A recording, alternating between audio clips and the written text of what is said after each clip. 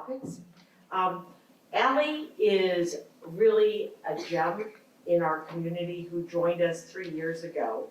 Her background in early childhood development goes back 16 years. She's been a preschool teacher, a developmental specialist, and program manager for the first 5 First Step home visiting program. She moved to Indiana with her family 3 years ago, where she had the opportunity to work with United Way of Allie County and the Child Care Resource Network on early childhood coalition projects throughout Northeast Indiana. She is currently working with Bridge of Grace on their Early Learning Initiative and coordinating the Northeast Indiana Regional Early Childhood Coalition with the support of Ambassador Enterprises.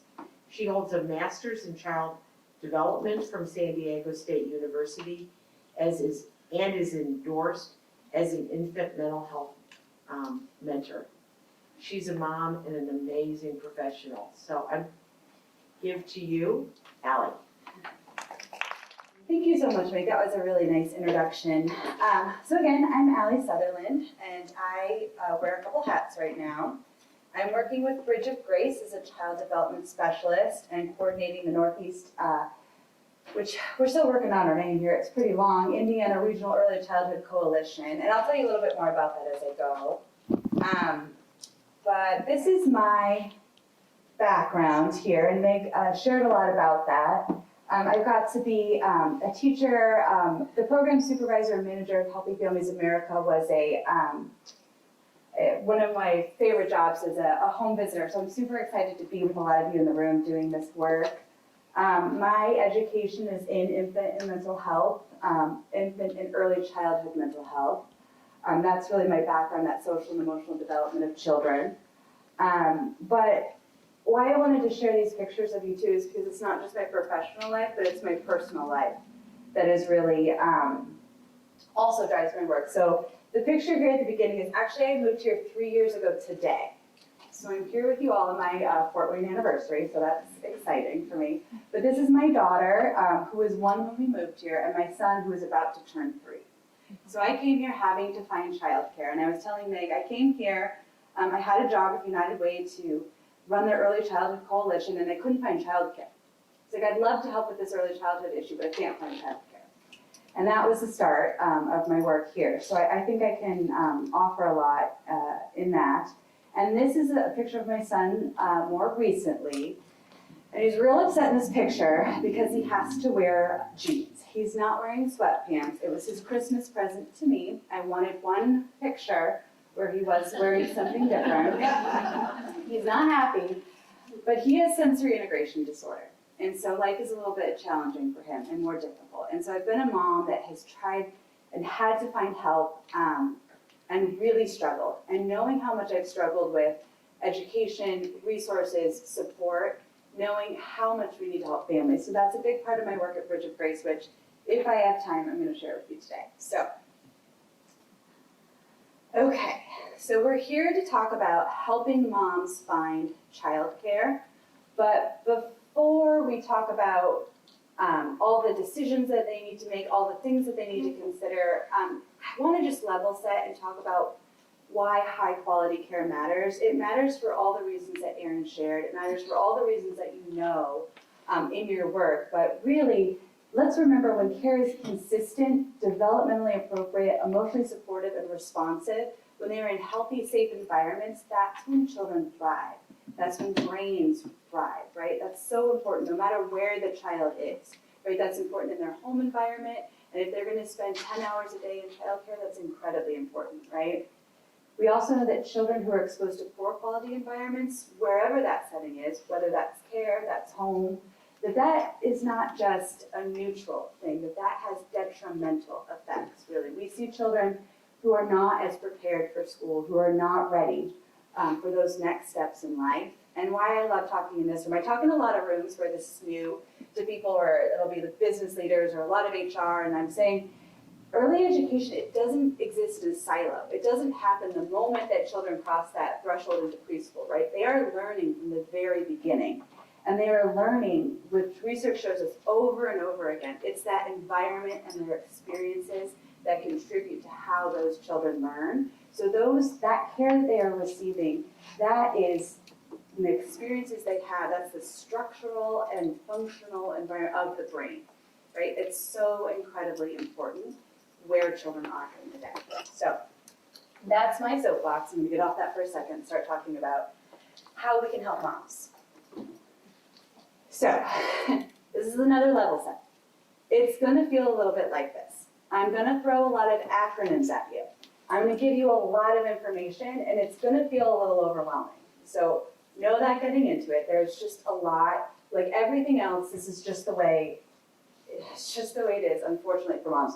So our moms feel like this, and you may feel a little bit like this as we're getting into the childcare decision world and what's really happening. So I just wanted to let you know, if it feels like this, it's probably right. But I'm hoping that by the end, I at least can connect you with the resources so you know it doesn't always have to feel this way. I know this is how I felt when I was trying to find childcare. So when a parent is choosing care, they have to consider a lot of different things. They have to consider the type of care they want. Do they want to be in a center or a home? What does that program look like? What is happening in that program? And also, we really have to be honest and say we have to figure out what they can afford. Right? That's a big part of childcare right now. I know my son is starting kindergarten really soon, and I'm really happy to be finally done with one child. Okay, I'm going to be saying so a lot in this. There is a lot. So the types of care. How many of you have had to go through this process? You had to find. Okay. All right. Is this bringing back some traumatic experiences? Is this like, oh, there's so much to consider. Like, it feels like it's easier to send a child to college. I haven't had to do that yet, but I'm just guessing it's easier. I don't know. In Indiana, we have regulated and licensed care, and then we also have care that is not regulated and licensed. So, in regulated care, we also have lots of different options. I'm going to try to just give you like the information you need to have these conversations with families. I'm not going to go into the 300-page licensing for centers or any of that. I don't think we need all of that information, right? So I'm going to try to give you the basic information here. So we have licensed centers, which are obviously non-residential, and they have to really meet the most amount of regulations. So that includes requirements for teacher training, education, staff-child ratio, nutrition, discipline, supervision of children. So they are showing that they are meeting all of those standards and regulations that provide that healthy, safe, supportive environment for children. We also have licensed homes available. They too have to meet many regulations, right, for staff-child ratio, training, education, all of those different types of things. This is where it gets, okay, this is where I feel like my eyes start rolling back, because then it gets, okay, wait, what? But we also have school programs that might not necessarily be licensed, but they can operate a childcare, and they can also accept CCDF vouchers. CCDF is one of those acronyms I'm going to throw out at you, and what that is that's the state voucher system. So when I say CCDF, that is the state voucher to help families afford childcare, and we'll get into what that is in a little bit. You can also operate a home without a license and still accept CCDF vouchers, as long as you are taking care of no more than 5 unrelated children. We then have registered ministries, and so they don't have to meet the same qualifications as licensed centers, so they don't necessarily have to have the same education, follow the same ratio, but they can be registered with the state and also accept CCDF vouchers. Great, that's just basic. You don't need to remember all that. I'm going to give you the resources so that you can connect with somebody who can help you remember that, because I'm just imagining, my home visitors have it's just a lot to have to remember and walk a family through, so you don't have to be alone in that. So once a parent has figured out what type of care they want, what are they envisioning? Do they want their child to be in a home? Do they want a center? What do they want that care to look like? They then need to figure out what is that quality level. So we have a state quality rating system called Paths to Quality. It is a voluntary program, so any licensed or registered ministry can choose to participate in this program, and there are 4 different levels. Levels 3 and 4 are what the state has determined is high quality. And so level 1 is your basic health and safety. Level 2, we now also have learning environments. Level 3, it's a planned curriculum as well as all of those. And then level 4 is a pretty big jump into national accreditation.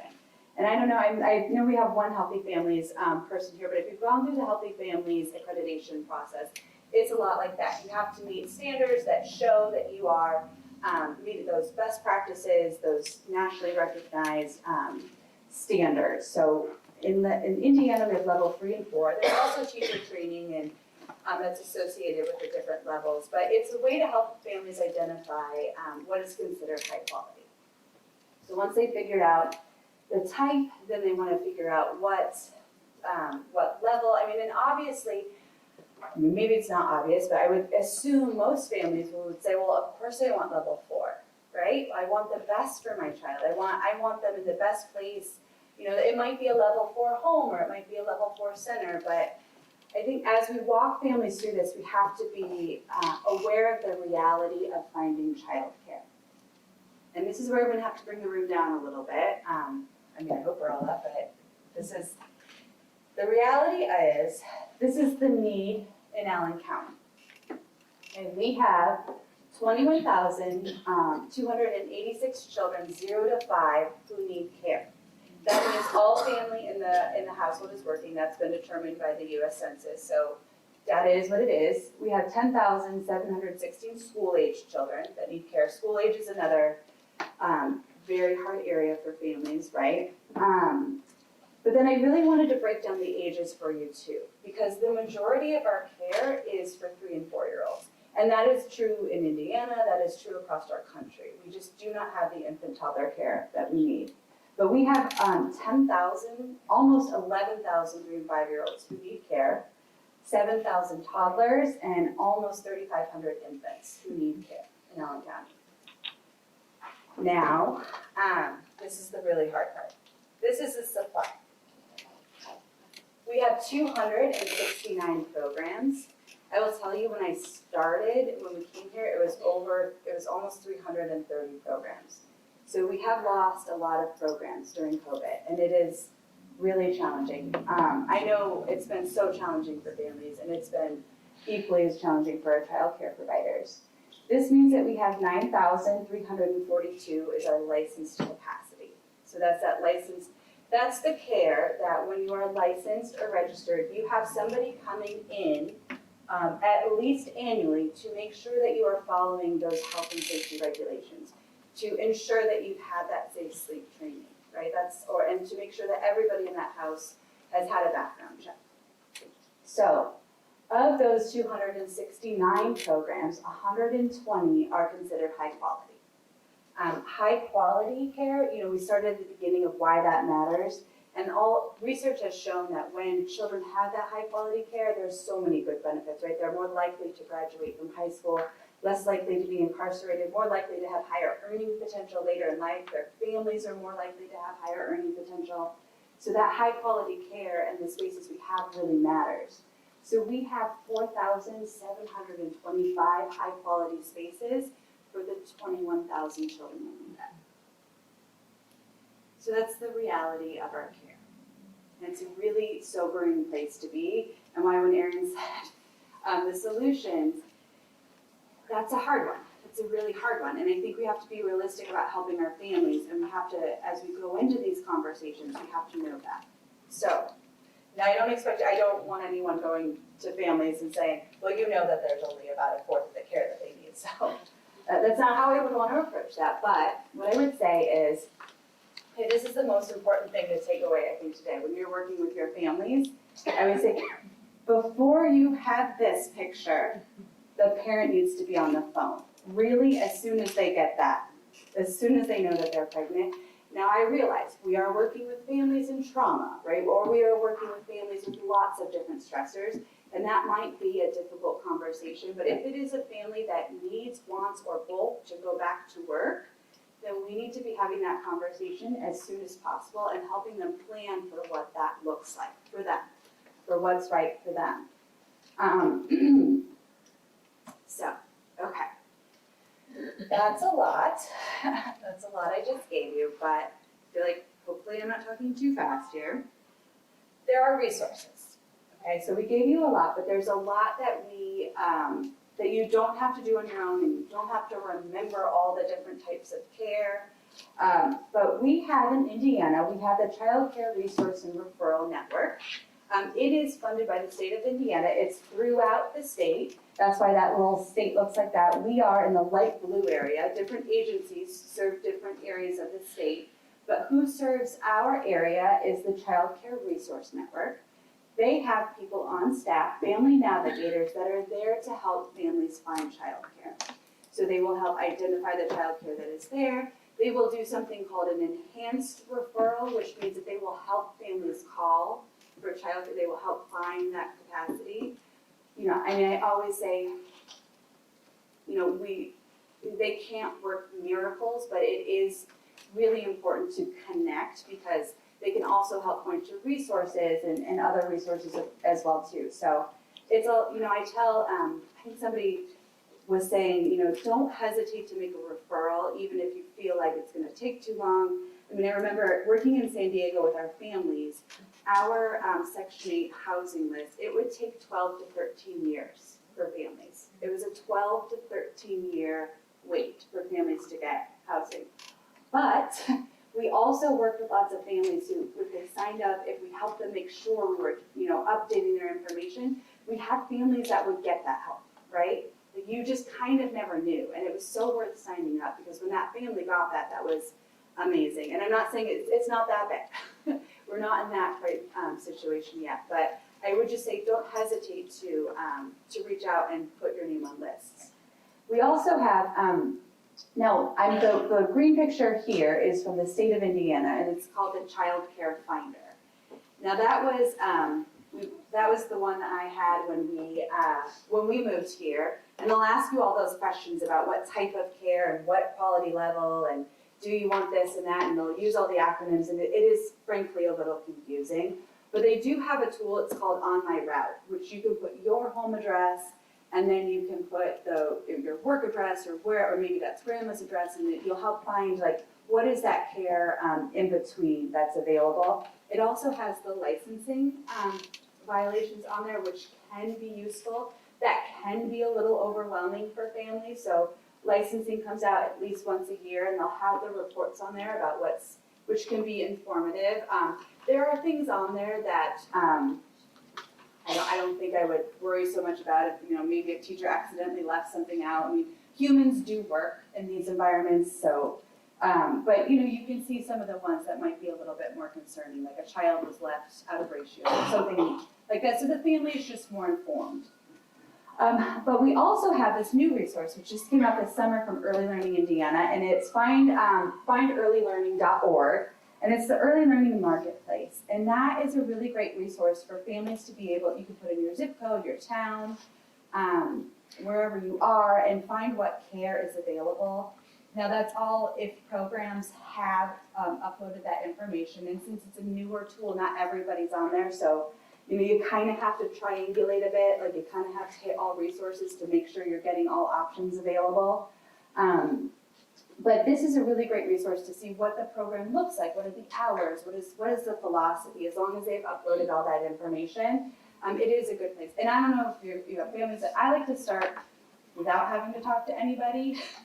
And then once I'm like, okay, then I'll talk to somebody. But if you want to talk to somebody right away, we have people there too. So, resources, finding care. Just to give a minute to process. If anybody has any questions or anything too, please, if I can, I'm happy to answer. So we also have resources for affording care. So one program I want to make sure we remember and utilize is we have Head Start for 3 and 4-year-old children.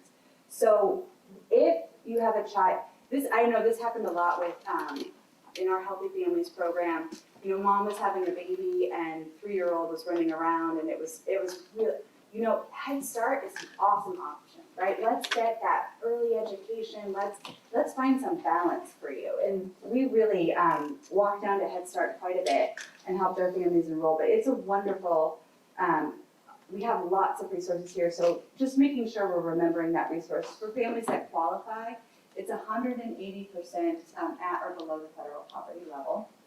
So there are income qualifications. You don't have to remember all of that. You can go to Brightpoint and they will help you. We also have Child Care and Development Fund. That was at CCDF. Those are child care vouchers. Now currently they are for families that are 127% at or below the federal poverty level. But we have news that that is changing in October. We don't know what exactly that looks like yet, but even if you maybe have had a family that has tried to apply and didn't qualify, hold on and have them try again, because things are changing, and it's definitely worth walking through the steps. So our intake agency here in Allen County is Brightpoint. So you go to the Brightpoint website and make an appointment, and they will help families with that that qualification or those qualifications there. And then we also have On My Way pre-K for 4-year-olds. So if you have a family that has a 4-year-old that would qualify, again, it's important to contact Brightpoint and really explore all of your options, because those are all options in affording care.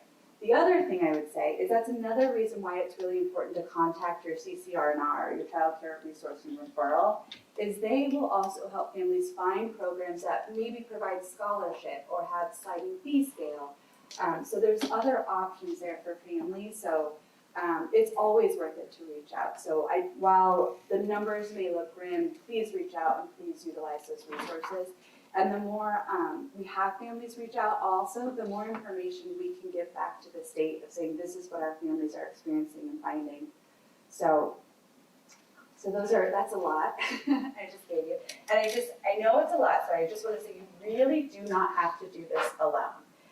These are our family navigators with the Child Care Resource Network. So this is Melissa, Tanika, and Sarah, and they are there at the Child Care Resource Network. So you can go to their Facebook page, you can go to their website, you can text them, you can call them, so you can get to them in a lot of different ways.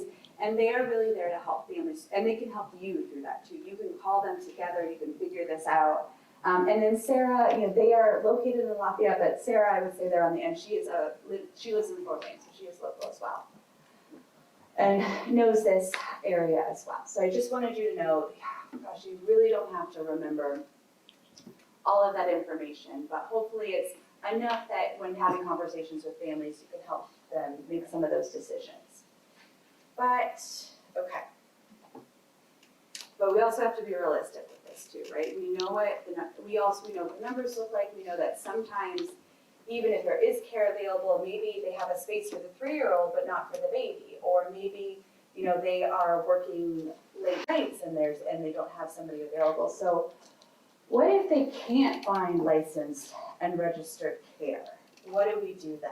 And I also don't mean to disparage. Sometimes friend, family, and neighbor care is wonderful care. When I was in San Diego and my parents could watch my baby, that was wonderful care, and I would not disparage that in any way. We know that if you are lucky enough to have that family member who is a safe, reliable, good support for you, then that is wonderful to utilize. But that is many times the exception, not the rule. If you were in a situation like me when I moved here and knew literally no one, and I was having to trust a stranger with my children, that's a really difficult place to be in, right? Where if you don't have anybody else to watch your child and you have to trust them and then somehow function, that is a really difficult place to be in. So how can we help families with that? And I think it's a matter of, I always think, when we're working with families, it's having those conversations. What can we walk through? What can we begin to talk about so that we can really help them understand, have these conversations beforehand, right? It's much easier to have this beforehand and have these understandings than after they found somebody and it's not going well and or whatever the case is. So what does high quality care look like? So it looks like they're following health and safety procedures. I'm imagining that many of you have conversations with your mom about baby proofing or toddler proofing, right? Where we have to keep having those conversations. So when the mom is looking for care and they found somebody, or my friend's gonna watch my baby, have they thought about this? Has the person provided for that health and safety for the child? Have they baby proofed? Have they, when you go in, have they seen outlet covers? Lots, you know all of those steps. I don't need to tell you all of that. Same thing that happens in your home needs to happen probably to the nth degree in a childcare when you have more kiddos running around, right? Low child staff ratio is part of childcare.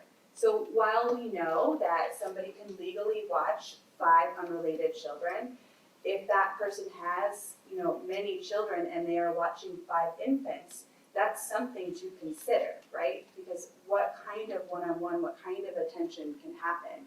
If it's, if we just really have to look at how many children are being cared for, what kind of time will that person have during the day, especially when we're bringing in really young kiddos, right? I mean, I just think of those 6 weeks and younger in there. We just really want to make sure all of that is safe, and while we want to make sure that's safe for all children. I think this is the one where, like, for me, if there's a problem here, like, my alarms are going off. An open door policy. Now, I know with COVID, that's a little different, right? Like, things have looked different because we can't just have people in all the time, but are they willing to work with you and talk with you about it? Are you welcome to come visit your child whenever you want? Do they have a problem if you're dropping in at different times, right? And really, if possible, now I know these are different times, the best way is visit with or just visit before child or visit with your child. It's a great way, first of all, to help that child adjust, but you really get a good sense of those teacher-child relationships, right, when you can watch. Now, it makes sense if they say, you know what, please don't come at pick-up or drop-off times, because those are really crazy times and I can't. It would be better if you came at 10 o'clock, that's when, we're having our free play time, and then I can really, those are fair things, but if it's, don't come without telling me, that's something that, again, sends up big red flags for me. Are they doing a wide range of activities? When a parent is going and they're talking, what are they going to be doing with the child during the day? It's important to ask that. Are they going to be providing for tummy time? Are they going to be reading to the child, doing activities? What are they going to be doing during the day, right? I think that's a really important conversation. And so we might not think about with our infants. And these are even great conversations to have, even with family beforehand too, right? It's just coming to that understanding so that you can go into a situation and feel comfortable. Are the relationships warm and responsive? Right? It's really important how those children are interacting with child care providers, how they are being taken care of is so much of their brain development, especially with infants, right? Are they taking that time to provide that care? Do they have daily routines and schedules, right? Daily routines and schedules are incredibly important for children, infants and children, because that's where emotional security comes from, right? When I can predict my day, I feel safe and secure. When I feel safe and secure, I can learn. Without that, I can't. Now, we don't want people to be so rigid with babies, obviously, right? We want them to say, we follow the baby's lead, right? If the baby needs to nap, the baby's going to be napping, because that's also could be something that causes a lot of challenges later. But they're just good questions for families to be asking. And has that staff provider had any training in education and child development early? Have they taken classes? Have they had any background or experience, right? The more we can check off for that, the higher the quality that we are getting to, right? And so while we know that not every family is going to be able to find that licensed and regulated care where somebody is going in and ensuring, we have to help our families be advocates for that kind of care as well too, and have them look for that care as much as possible, and be realistic, about that type of care. I think, Erin, one of the, also, isn't it a hugely important question to ask where the child will be sleeping, right? And if I bring you a pack and play, how can I ensure that you're using that pack and play? Maybe even, that sharing some of those stories, I think is really important for advocating for yourself. And then it's just also great, it's great learning, right? How do you have those conversations that might be uncomfortable because you're in a very vulnerable situation, right? You need care because you need to work, so you need somebody, but you also want your child cared for in a certain way. And I think that learning to have those conversations are incredibly good life skills and not always easy. So I hope that's helpful in some of the conversations to have with your families. But knowing that these are our challenges, right? These are not unique to Allen County. This is true in Northeast Indiana. It's true in Indiana. It's true across the country. Sometimes people ask why I moved from California, and I always say, I had an infant and a toddler, and I can only I'm sure you can only imagine what we were paying in childcare, and it just wasn't doable. It's really expensive and it's really difficult. I didn't put up a lot of scary, sad numbers about care, but really the average cost of infant care in Indiana is $12,000 a year. That's a really hard number, right? It is more expensive to send an infant to childcare than it is to college right now. I mean, so it's just a really difficult situation. But again, I don't want to make it doom and gloom. We have resources. Capacity is an issue and quality, right? So these are the issues we're facing. And because of that, this is one of my passion projects and jobs I'm working on right now. And this is the Northeast Indiana Regional Early Childhood Coalition. Some of you may see yourselves up here. And I gotta say, after 3 years, it's really fun to be in a room and actually know a few people. We are the 11 county partnership, or the 11 county region that's part of our this partnership has come together to really start to use our voices together. How can we address those issues where it's really, an advocacy? How can we come together?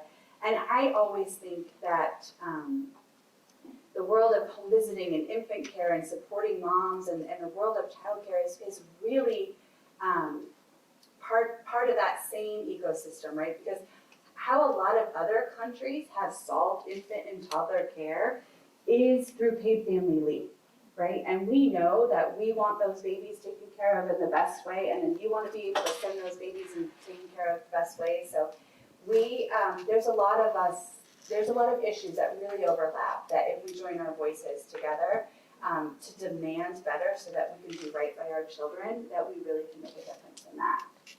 So if you're interested in more or learning more about this or being a part of this, it's an open network. We are using a strategic doing process, and we are working on advocacy and employer relationships. We're working on reaching families and helping them understand the importance of that child development. And really, this is yet another issue to get into, but the workforce crisis of we do not have enough people that are going into the field, right? I mean, that's true across anything in early childhood, right? We know we need more early interventionists, we need more child care providers, and we need more of everything in early childhood. Okay, I'm gonna switch gears. So is there any burning questions that aren't, how do I find an infant care? Because I don't have a good answer, other than what I told you. And I was in that 3 years ago, and it's hard. It's really hard. I have a question. Yeah, please. What are the requirements for, what are the requirements for someone to receive? Like, do they have to work? Do they have to go to school? Yeah, so CCDF, you do, all family in the work, they either have to be looking for a job in an education program or employed. Yeah, currently. If they are a student at Ivy Tech, they do qualify for CCF vouchers, but I would say, have them contact the office and just, see about the qualifications, because there's changing all the time right now too. So I think that's where it's really important to just contact them and try. Okay. Any other burning early childhood problems? I've solved it. It's all good, right? We can just go home. I know. I think I was working in a county yesterday that said, we'll probably have this solved by like 3 to 5 years. And I was like, oh, okay, that sounds great. I wish. But, you know, hopeful thinking is not a bad thing either. Okay. All right, I'm gonna show you lots of pictures of babies now. This is the other project that I'm working on, and part of that I have this passion for development. And so this is the work that I'm doing at Bridge of Grace right now, and I'm excited to share with you. So I'm gonna try to go through this quickly because I think you've been listening to me talk a lot, but we know that every child deserves the opportunity to develop to their full potential. But we know, and you all see this over and over again, I'm sure, that not all children are given the same start, right? And it's something that we can address. So when we talk about being developmentally on track, that's meeting our basic milestones, we know that not all children are on track developmentally.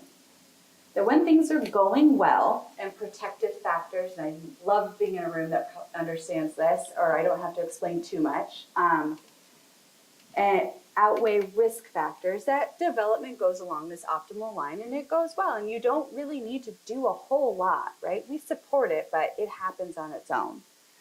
But when risk factors outweigh protective factors, development is different. It does not start at the same place and it does not grow in the same way, right? But we also know through lots of research that we can intervene, and that when we start to mitigate and those risk factors increase those protective factors, that we can change development, right? Especially in that early critical window. That 0 to 3 window is such a critical time to address this.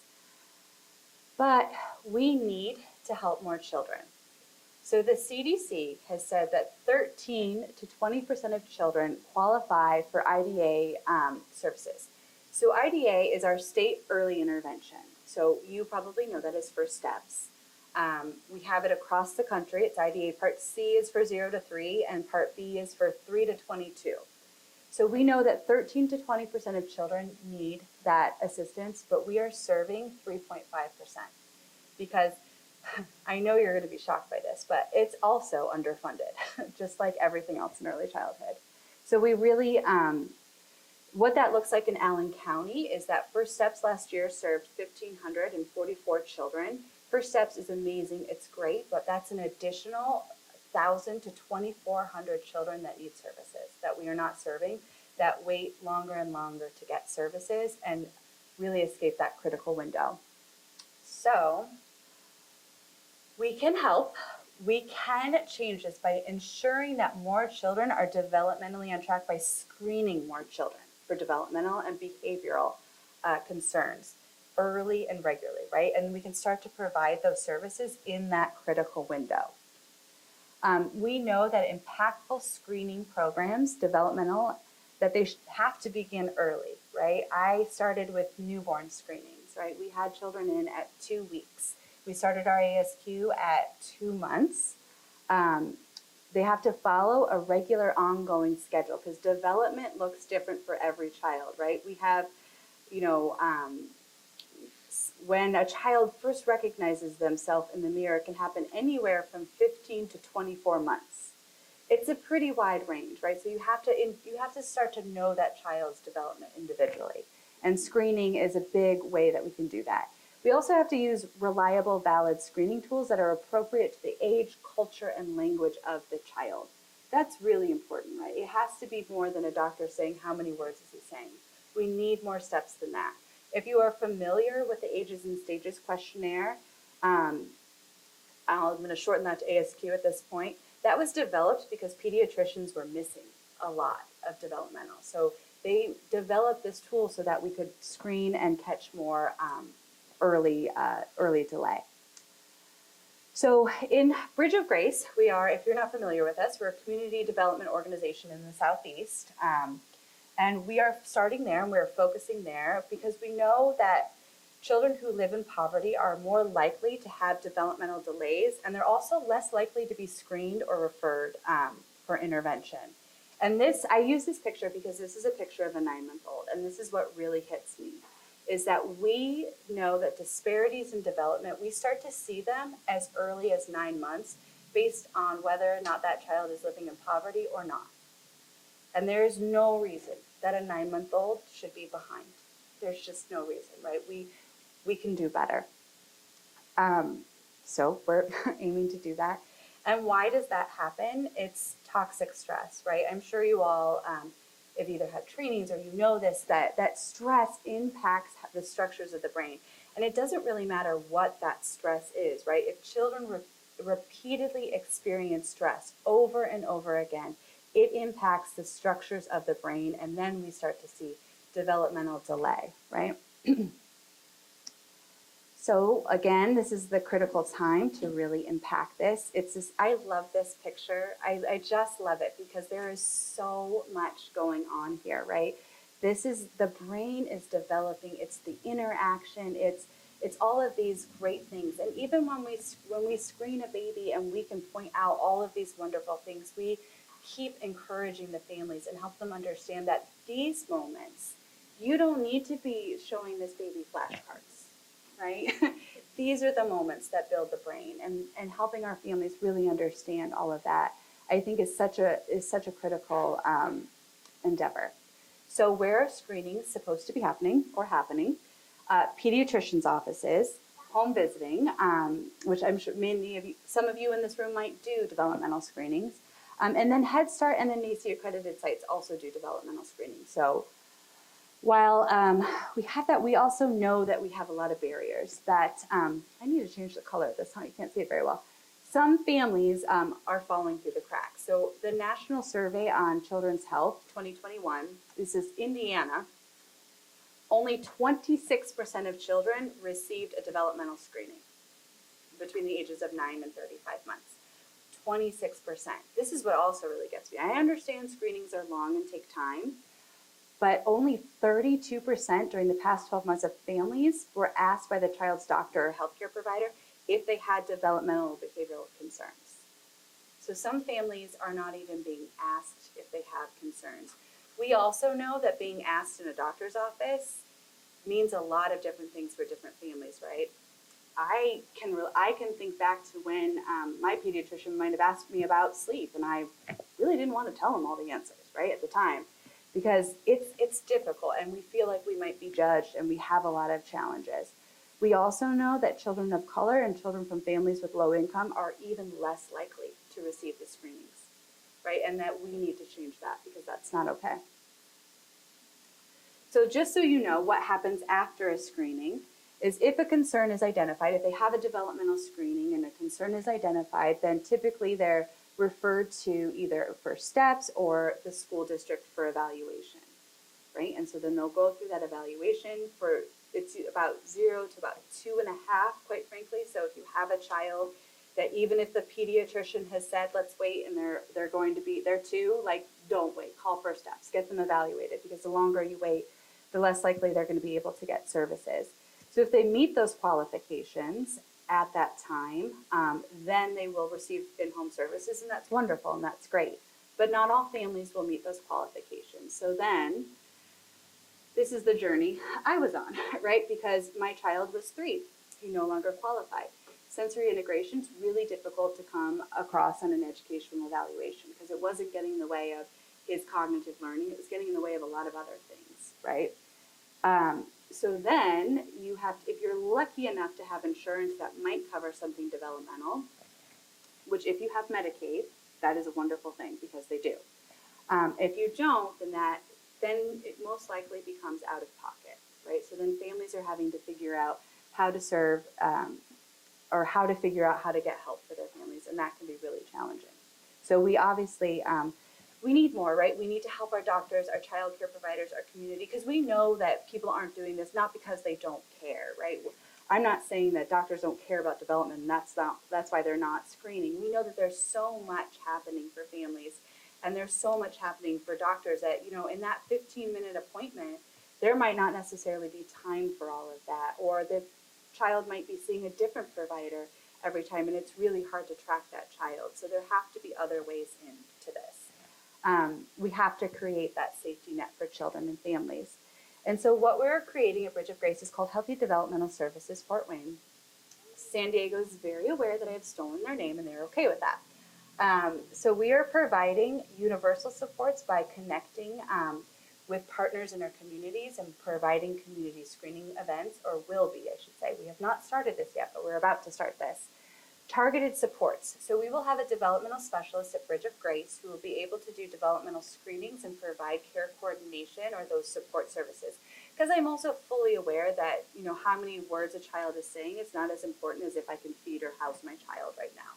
Right? I get that. We need to make sure that we're really helping families with all of those things so that they can focus on those really impactful things that that child will have throughout a lifetime. And then we'll have a child development specialist who will be working with our childcares in the Southeast to help them after they've gone through training with our Spark partners to really implement that developmental screening process. And then what do you do afterwards? After you screen, what are next steps so that we can really kind of raise the level of all of our child development in the community. And then intensive is this care coordination piece. I'll skip ahead here, which is really once you need that screening with First Steps. So what it looks like when you refer to First Steps is they have 45 days to do an evaluation. And then after 45 days, then they have 75 days to implement services. Lots of families get lost along that way, right? You know, phone numbers can change. Lots of things can happen. So having a connection in the community will really ensure that we're getting those kids to those services that are needed, those really life-impacting services, by connecting them with that. So it's partnering with organizations and higher education. So the next step of this program is really, what are those services that are needed? We want to make sure that when we have families that we're referring to all of, it was so wonderful to hear all of the amazing services. But there's no wrong way in, right? I don't know if you've ever seen like the Swiss cheese model of that, you know, the more layers of Swiss cheese you put in there, the less likely you are to fall through those holes. That we really are wanting to make sure that we are putting in lots of layers so that no family gets left behind. And no family has to walk through this alone, because I think one of the hardest things to hear is a family that needs help that has gone for an evaluation and then doesn't qualify for services. That family should not have to walk away with nothing, right? There should be something to help that family, because if you can do that, then you can, then you need that help, I think. Okay, I feel like that was a whole lot. So I just, thank you. Thank you for your time and your work.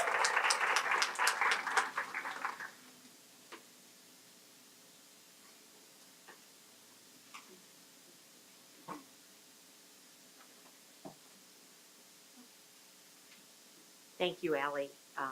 Amazing. I learned so much more. I'm encouraged and I'm discouraged at the same time. I know. I'm always a plumber in a room. I would just remind everybody that the PowerPoint and a video of this will be on the website. Mark, what, about a week? Yes. And so if there is a key fact you missed, you want to share some of that great data, it'll be accessible to all of you guys. So turn it over to Angela. So I think we wanted to do a little Q&A for you all with Allie. We're going to invite Mila Rogers, who you met a little bit earlier during the introductions, and I think Aaron Norton is going to join us for a Q&A up front. So if you guys could join me. I'm going to share the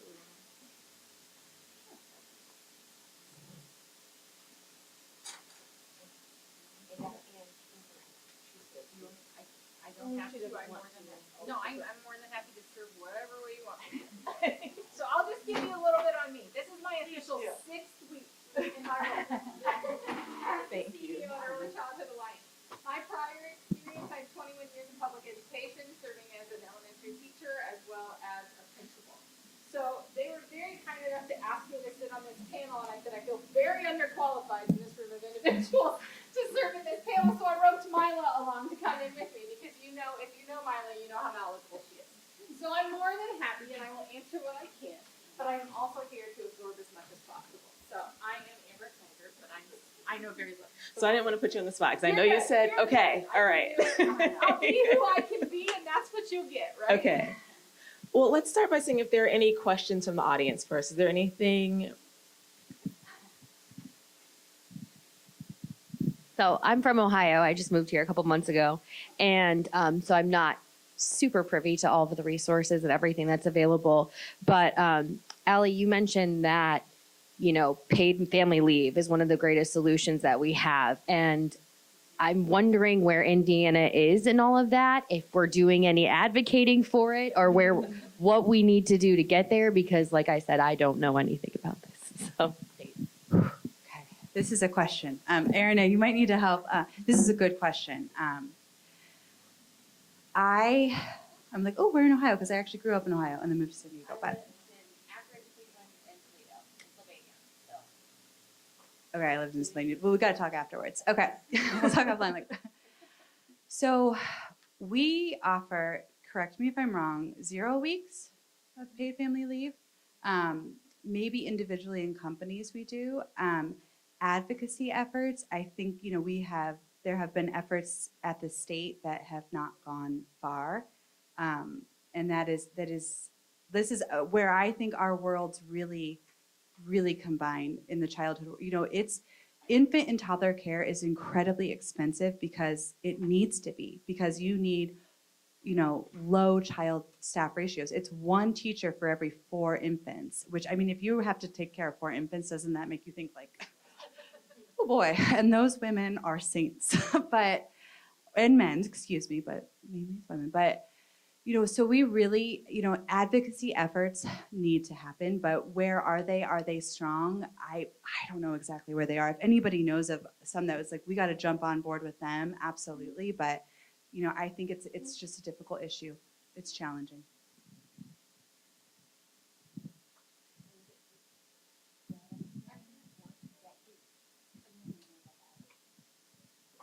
So I want to speak a little bit to you about what women are telling us. So there is, I think, a discrepancy when we think of what I think of paid family leave means you get paid, right? There are a lot of women who hear about FMLA and think that that means they're getting paid. And it's not until kind of the rubber meets the road that they understand the difference between those two things. And wow, what an eye-opening experience it is to families where I'm giving birth next week and I thought I was getting 12 weeks paid and I'm getting nothing.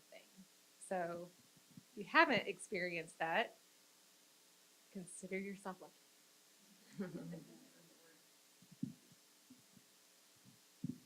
Are there any? Well, just a comment to build on that.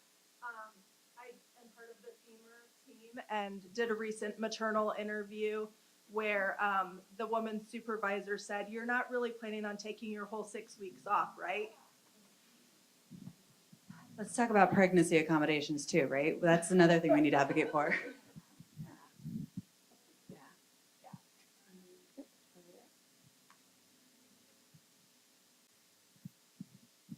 Do you often refer people to places like organizations like New Mercies or say families where, you'll have a family who's in crisis and then they'll stay with the host family? Like for us, we volunteer with New Mercies, and so for the past 3 years, I'll host children at different times whose families need like 3 months of, hey, I just need to be able to find a job, and so for the next 3 months, could you watch my child? And then we'll jump in for that. Or like, I mean, there's so many different situations, but it's been really great for families. Yeah, I think that's a really great resource to know about, and why it's really great to connect in the room. I don't know, maybe Mila, or if you wanted to speak to that, that's not something, I feel like that would be great to connect our childcare resource and referral network with, to make sure that they have those resources, because I think it is a matter of, we just have to do as much as we can for families and try to do the best we can for children while we know they deserve better. So I think that's a great connection to make.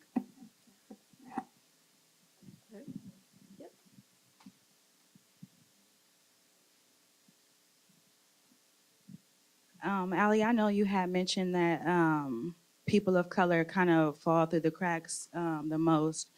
But I wanted to know about the diversity of the employees that work and that work for New Mercies Early Childhood, because what I've learned as a even as a birth doula and working alongside young Black men and women, they would trust that they're more likely to trust someone that looks like them. So what's the diversity like when it comes to the employees or the people that work? Do you mean the early childhood world? Okay. Yeah.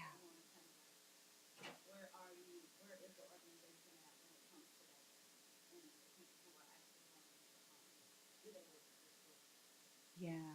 Well, I don't think I feel qualified to speak to every organization. I would tell you that at Bridge of Grace, this is a program that's starting, and I think that's incredibly important. When I was a home visitor supervisor, half of the population I served was Arabic. You know, they were refugees from Iraq, and first of all, we didn't speak the same language, so that was a problem. And then they weren't going to trust me. Like, I was an American that did not have the same experience as they did at all. And it was incredibly important that families that, you know, looked like those families and understood that family's culture was in the family. So I know that that is a value of ours, and we will be hiring. So, you know, if you know anybody, that would be great. But I think that's an important thing, and I'm going to let others speak to that too. Hello, again, I'm Mila. I honestly think all organizations, just in general, need to think about that when we are thinking about working in specific communities, making sure that our organizations are diverse, because sometimes that is a struggle that we may have in organizations. And so I just think that's very, very important to be aware of as we're building our organizations in general. I specifically work with childcare providers within the community. And so there is a diverse group of providers that I work with, and they work with a variety of different families that they serve. And on the provider side, it's amazing. One of the programs that we have is a learning community, and we have providers of all different background, races, all the above that come together. We recently had a learning community meeting this week, and we have women from Africa, we have women of all different races, and we were talking about self-care and just talking about how things are done in different countries, and it was very interesting to hear about the different cultures and background and how they deal with self-care and supporting families within their programs. So. Yes, yes, and yes. Diversity and bringing in people of different backgrounds and experiences makes us all better, whether that be childcare, whether that be healthcare, business, any sector, it makes us better. I think we've got a lot of opportunity in healthcare and probably in all fields to make sure that we're recruiting and encouraging people of all different backgrounds to join and then be welcoming when people get there. In learning more about the ECA organization, I'm proud to walk into the learning centers and see an opportunity for children to walk in and see individuals like themselves. And I am proud of the cultural differences and the diversity that we have within our agencies. Can we get better? Absolutely.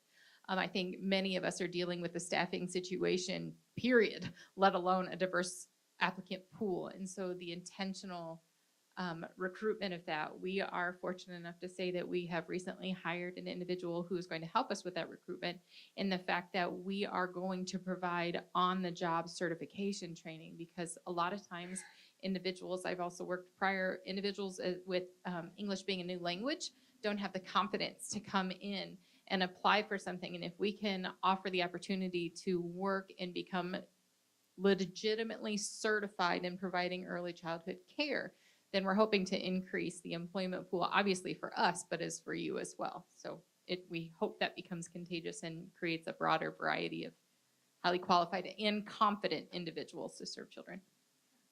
And I'm curious, since all of you work on these issues in slightly different ways, what's working well in Allen County? I think we kind of know what some of the problems are, but is there anything that you're encountering that you're kind of happy that's going right? Uh-oh. I guess it's one of those things of I have spent the last 20 years in the greater Lafayette area in Tippecanoe County. And so I grew up here though. And so coming back into this community, I think what we're doing well is we're growing and we're growing in our abilities. We're growing in our awareness. And I think that is huge. We not only are aware of what our needs are, but we are becoming in situations like this more aware of the team and the network of people that can support. And so I think, and maybe I'm incorrect and I'm one person speaking, but that's been my immediate notice to me is we want to do better, we want to know better, and we want to know individuals that can help us do that. And from my experience in my short time here, it is definitely the philosophy of we rise by lifting others. I think that's that's a great question. And I think sometimes maybe we spend a lot of like, we don't have enough. And it's maybe hard to remember that. But I would say, one thing I'm really encouraged by is people being willing to work together. I think in the Northeast Coalition, that's something that's really standing out to me is, we have counties that are coming together and counties that don't have coalitions that are saying, this is really important. We know we need this for a thriving community. We need to take care of our children and stepping up and being willing to do things that they have never or haven't been willing to do in a while. And I think the other really encouraging thing is we're starting to see employers and businesses get on board. For a long time, we knocked on doors and nobody really wanted to listen because we were the baby people and it was like, we don't want to get into that. But now they're really starting to, and understanding how it impacts their workforce. Right? I mean, COVID was a horrible thing, but what it showed was how much families have to deal with and that we need to support them, right? When the 1 and the 3-year-old are jumping around behind you in the Zoom or whatever the case is, because that was my story, it's just a different, we're encountering a little bit more openness, which is really encouraging. I was going to say collaboration. I would say in the last, that has shifted, I think, in the last 5 years. For me, seeing organizations come together and work together as a team and seeing how that they can bridge different things together, working instead of like, I'm my own, we're our own organization and we're gonna do this by ourselves. I think more people are coming together, seeing that they have some of the same goals, and how can we collaborate together and work together to make this a bigger initiative and have bigger impact. You're gonna love the way I start this, Angela. Okay.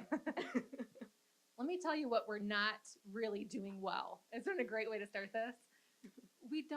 I don't think we're doing really a great job at celebrating our wins. So if you look at the data for Allen County infant mortality, over the last 5 years, we have declined at a faster rate than Indiana as a whole by far. Now, 2020 was a blip, but we're in the throes of a global pandemic. I think we give ourselves a little reprieve from that. But what we're doing is working. We're making a difference. But at the end of the day, I still know that in 2020, 36 families had to bury their babies in Allen County. So I have a hard time getting too excited because I know there's still so much more work to do. But what we're doing is making a difference, and the rates overall are going in the right direction. So there really is a lot to be proud of and a lot to celebrate. But I think most of us just think about those 36 families that didn't get to celebrate their baby's first birthday. And we could probably do a better job at celebrating. And make sure I didn't miss any questions. Okay. Yeah.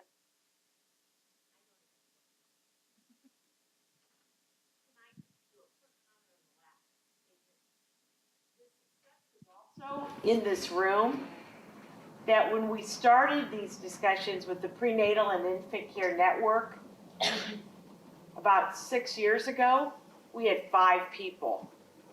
You know, look at the number of people in this room who are working, caring. That's huge. So I think all of you are the successes too, because you care enough to listen, to learn, and to help the next person. So I just had to add that. We've come a long way.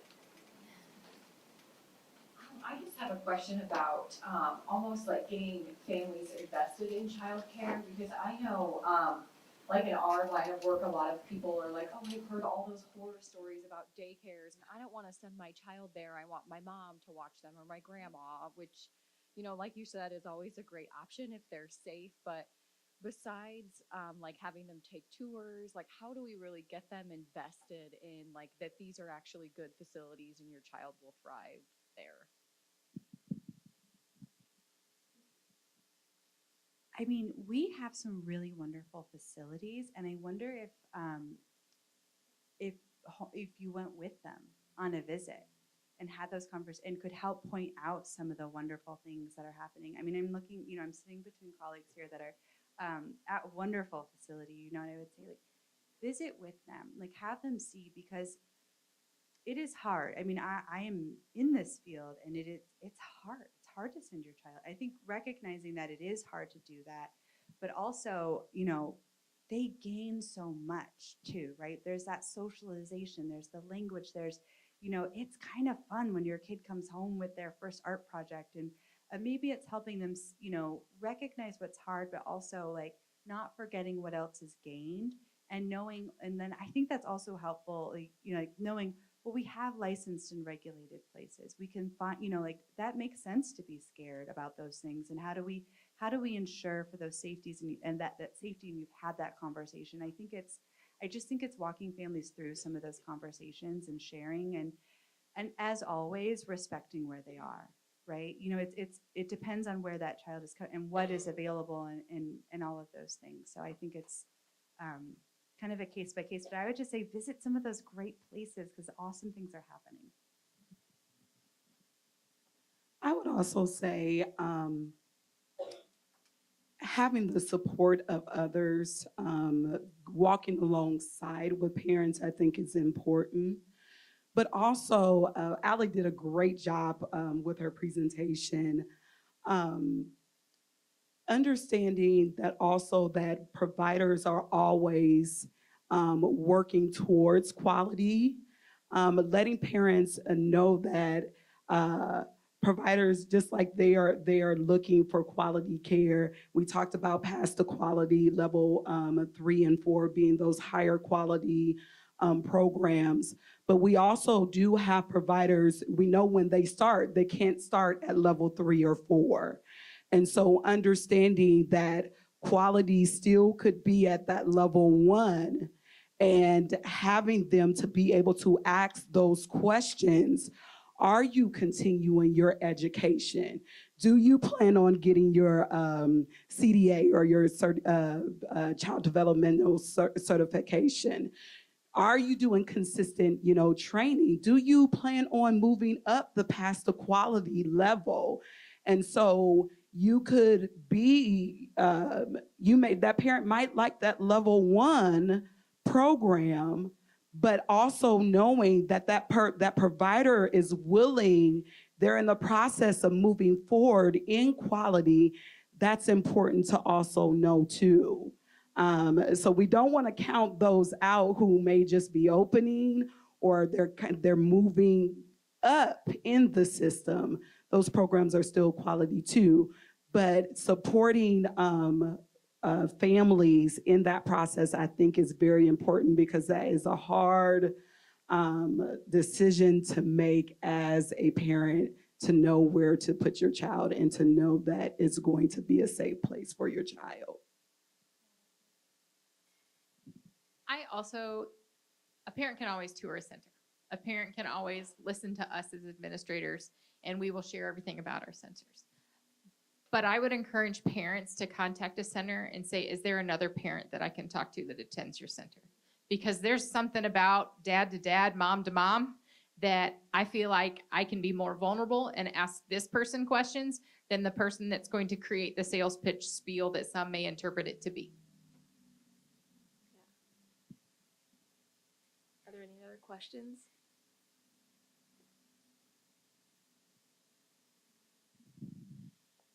Allie, you were talking about how few child development assessments actually occur. And I'm find myself with a 2-year-old born in the midst of all this pandemic stuff, going to childcare with masks and all the things and not knowing who his teacher was because I wasn't allowed in the building.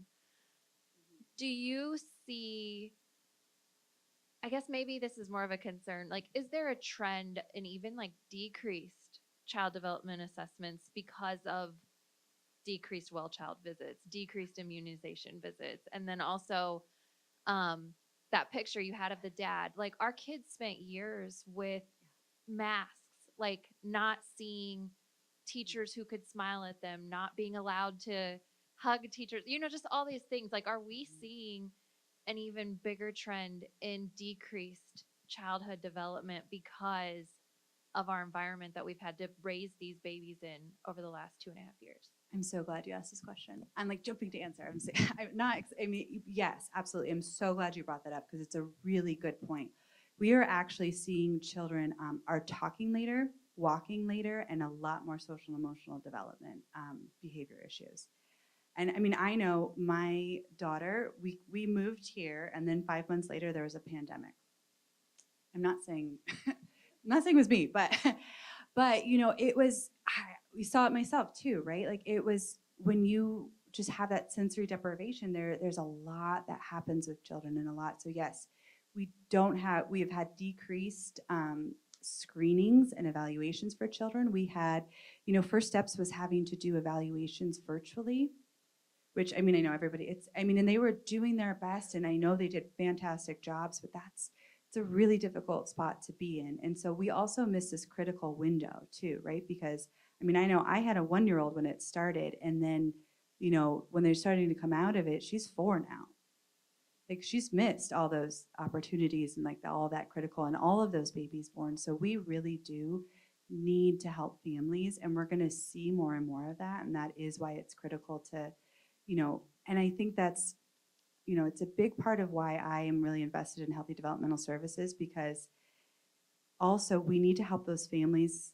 School districts are wonderful, but there's a lot that are barriers for families to get the services that they need. And we need to help those families, not, those 3, 4, and 5-year-olds as well too. So there's a lot of services that I think we're going to find we need because of all of this. So it's a really great point, and COVID has made a big impact on that. And I saw Stacy over there. She was. Yes, get your immunizations. We are 10% behind what we were in Allen County as far as our kids being up to date with their vaccinations. We were at about, I'm so sorry. Yes, but it's one of those things that for a lot of different factors and different reasons, not getting into your pediatrician, not going for those well child checks. And we just got out of the routine of doing a lot of those things. We're seeing more and more kids that we've caught up so many kids going either to preschool or kindergarten for the first time, because for the last 2 years, they didn't go see a regular pediatrician for those visits, playing a lot more catch up with vaccines than we've had to before. So we are absolutely, we partner with Brightpoint locations and some other locations as well. But early childhood is a really hard place to catch kids for immunizations. So we see that very much so in black and white. So I'm looking at the time, and I don't want to keep anyone over too long, and I know you want to fill out your evaluations and network and things, but I do have one last question for each of you. What are your biggest recommendations to parents or caregivers or organizations who are interested in this topic and seeking quality care, child care? What's the biggest thing that you can recommend to people? It's very generic, but we need to encourage everyone to ask questions and help them know which questions to ask. That sounds so generic, but I think people fear in asking questions out of concern of looking ignorant, or if we can just help people find comfort in asking. I'll add on to that and say, and then ask early. I really get on wait lists, figure stuff out, find out. Yeah, you just have to work early. I would be my biggest recommendation. It's funny, but I would say the same thing. It's making it normal to ask questions. And I think families are scared to ask those questions. Even the hard questions, they need to be able to ask when looking for care. I don't have anything else to add to that. The experts have spoken. Thank you all so much. Thanks.